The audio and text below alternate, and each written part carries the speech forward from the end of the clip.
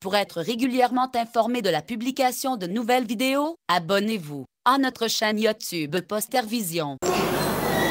Donc je vais parler des organismes génétiquement modifiés et les gènes marqueurs entre sécurité alimentaire et insécurité sanitaire. Donc tout d'abord, juste des petits rappels. Donc les nucléotides sont les unités de base de l'ADN. Ils sont formés de bases azotées, de sucre, qui est le désoxyribose, et d'un groupement phosphate. Il y a 4 types de bases, l'adénine, guanine, thymine, cytosine, ça tout le monde connaît. Donc, il y a également 4 nucléotides correspondant à chaque base qui sont reliés par des liaisons phosphodiester. L'agencement de ces bases forme le code génétique qu'on connaît. Et ce code génétique, il est universel. Justement, c'est cette universalité du code génétique qui est exploitée dans la fabrication des organismes génétiquement modifiés, dans le transfert ou l'insertion de parties d'ADN dans un autre organisme qui soit de la même espèce ou d'une espèce différente. Donc c'est cette universalité qui a permis ce genre de manipulation. Donc c'est quoi un OGM? Donc un OGM, c'est tout être vivant, plante, animal ou bactérie dont le patrimoine génétique a été modifié par l'homme. Donc il peut s'agir d'un ajout, donc ajouter un ou des gènes en vue d'acquérir un caractère nouveau tel que la résistance à un virus ou autre chose, ou bloquer ou atténuer l'action indésirable d'un gène. Par exemple, inhiber la production d'une protéine allergène. Donc nous, on va s'intéresser plus particulièrement aux végétaux, aux plantes génétiquement modifiées ou les PGM. Donc pour ces plantes, on peut opérer des modifications en vue d'acquérir la résistance aux insectes, aux virus ou une tolérance aux herbicides. C'est le cas par exemple de la fameuse Ostrinia ubilalis, donc, qui est un agent ravageur du maïs. Donc la pyrale, donc la larve de cet insecte qu'on appelle la pyrale, ravage les plantations particulièrement de maïs. Donc on a inséré dans cette plante, le maïs BT, on a inséré un gène issu de cette bactérie, Bacillus thuringiensis, qui contient, donc ce gène, c'est le gène CRY1AB, dans le patrimoine génétique du maïs, en vue de produire une protéine qui attaque les intestins de ces pyrales, donc préserver les plantations de maïs. On peut également, ils ont opéré des modifications pour créer des plantes génétiquement modifiées qui tolèrent le gel et qui tolèrent les conditions extrêmes telles que la sécheresse. Mais également, ils ont pensé au biocarburant en créant le maïs 3272 qui exprime une alpha-amylase qui dégrade sa propre cellulose. Donc, il n'y a pas besoin d'ajouter cette enzyme qui provient d'une autre bactérie. Donc, pour la construction d'un OGM, le schéma est relativement simple. Donc, il faut d'abord identifier le gène d'intérêt, ici. Donc, le couper, l'isoler. Donc, un vecteur, insérer le gène d'intérêt dans le vecteur et insérer également un gène marqueur. Donc, là est le problème. Ce gène marqueur est souvent un gène de résistance aux antibiotiques.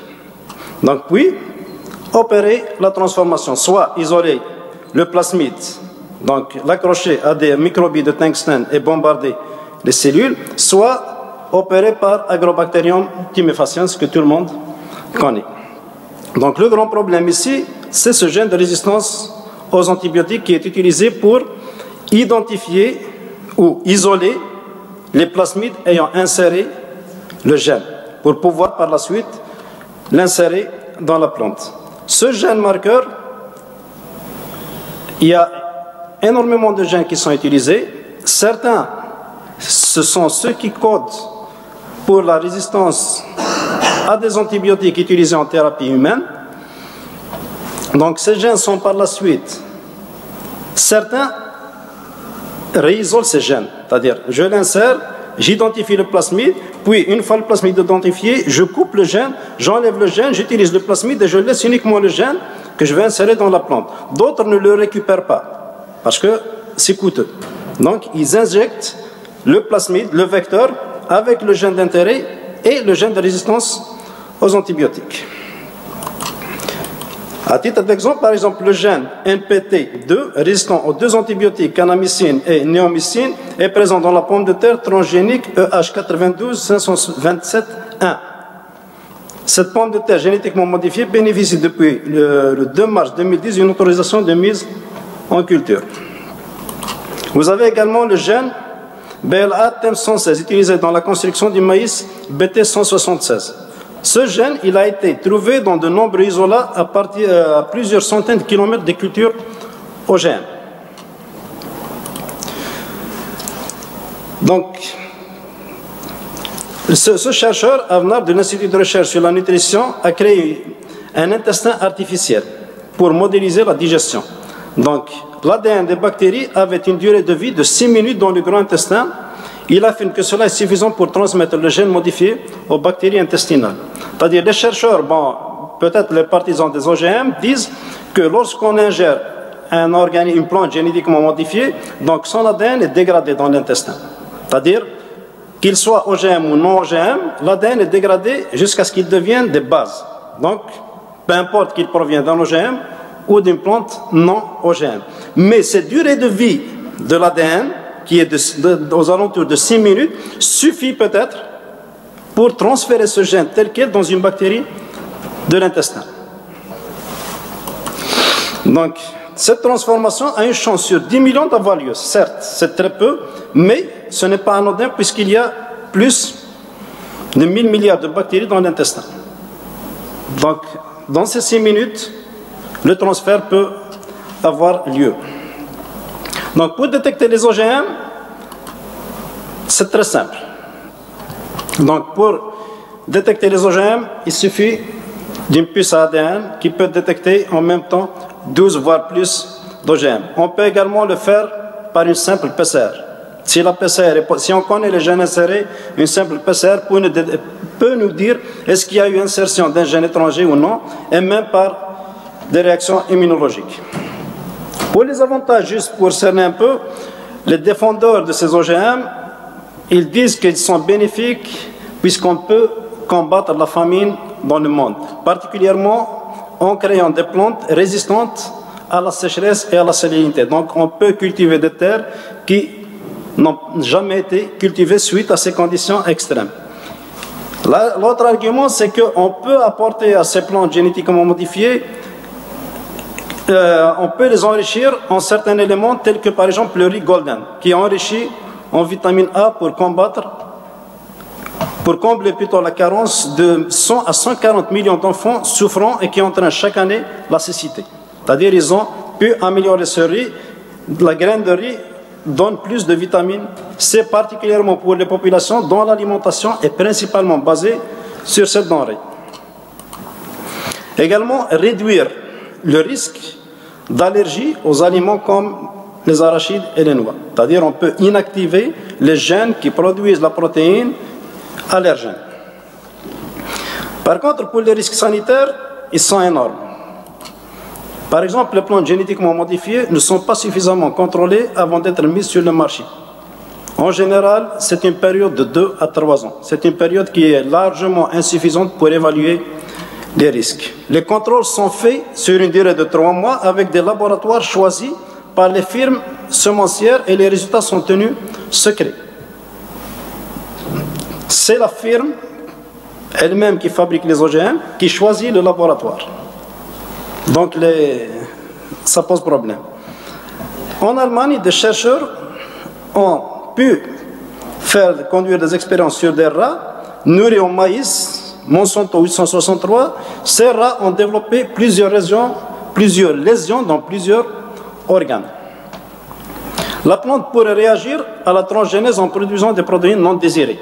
Donc ici, lorsque j'insère un gène étranger, ce gène étranger, il peut faire 2 choses. Il peut, par exemple, inactiver un gène qui est déjà actif, comme il peut activer un gène qui était inactif.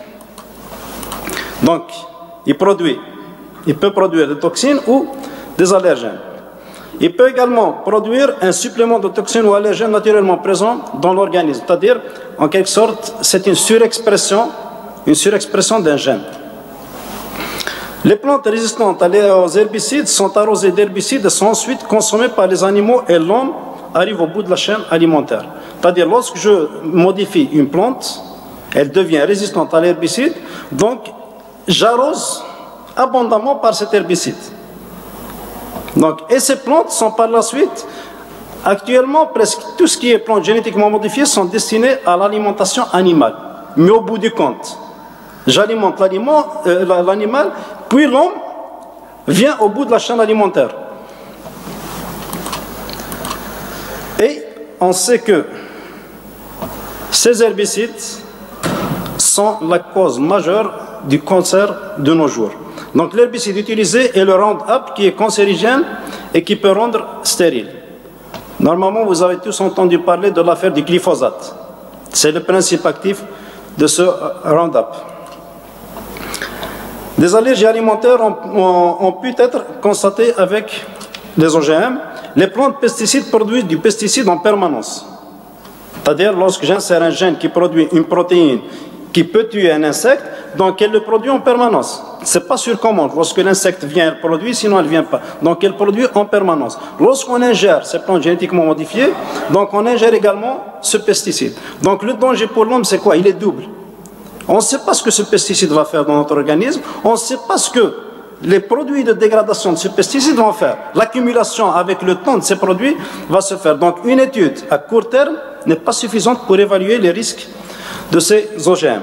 Les risques sur l'environnement sont également importants. Donc les plantes cultivées sont arrosées avec un herbicide, ce qui pollue le sol, et il faut augmenter la dose d'herbicide car les mauvaises herbes deviennent résistantes. C'est-à-dire à chaque fois, on arrose et on arrose davantage parce que les mauvaises herbes deviennent résistantes. Les terres arrosées d'herbicides deviennent stériles. Donc il faut répandre plus d'engrais chimiques qui polluent le sol et les eaux. C'est un cercle vicieux. J'arrose par les herbicides, donc je tue tout, la terre devient aride, donc je dois utiliser des engrais chimiques. Les gènes peuvent atterrir dans des endroits inattendus. Ils peuvent également muter avec des effets nocifs. On ne contrôle pas tout. Les gènes dormants pourraient être accidentellement activés et les gènes actifs désactivés. Donc il y a également une interaction entre les variétés sauvages et les variétés indigènes, avec un impact non négligeable sur les animaux et les insectes, particulièrement les abeilles, qui sont les principaux pollinisateurs. Il y a également une contamination des circuits de distribution de semences. C'est-à-dire les circuits de distribution sont les mêmes pour les produits OGM et pour les produits non OGM. Juste ici, à titre d'information, c'est une carte où on voit les pays producteurs d'OGM. Merci d'avoir regardé cette vidéo. Abonnez-vous et partagez-la sur Facebook. À très bientôt pour d'autres vidéos.